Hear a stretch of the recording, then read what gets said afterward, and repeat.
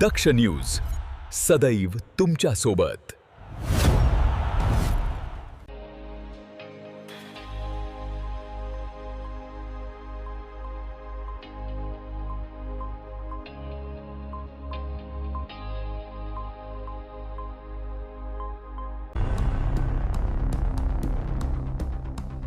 दिंडोरी तालुक्यातील चाणोरी येथील ग्रामपंचायत शेजारी असलेल्या गणेश फिटला आज पहाटे 6 ते 6:30 वाजेच्या दरम्यान शॉर्ट सर्किटमुळे भीषण आग लागल्याने दुकानातील संपूर्ण साहित्य जळून खाक झाले।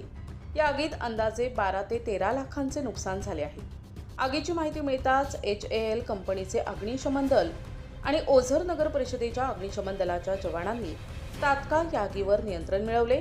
त्यामुळे आजूबाजूच्या दुकानांना मात्र कुठलीही हानी झाली नाही। या नुकसानीमध्ये दुकानातील फर्निचर, फ्रीज आणि तयार माल असा अंदाजे एकूण 12,60,000चे नुकसान झाले आहे। जानोरी येथील तलाठी अच्युत भांगे यांनी घटनास्थळी जाऊन पंचनामा केला असून सरकारकडून या व्यापाऱ्याला मदत मिळावी अशी व्यापारी वर्गाकडून मागणी होत आहे। प्रतिनिधी संतोष विधाते, दक्ष न्यूज, दिंडोरी।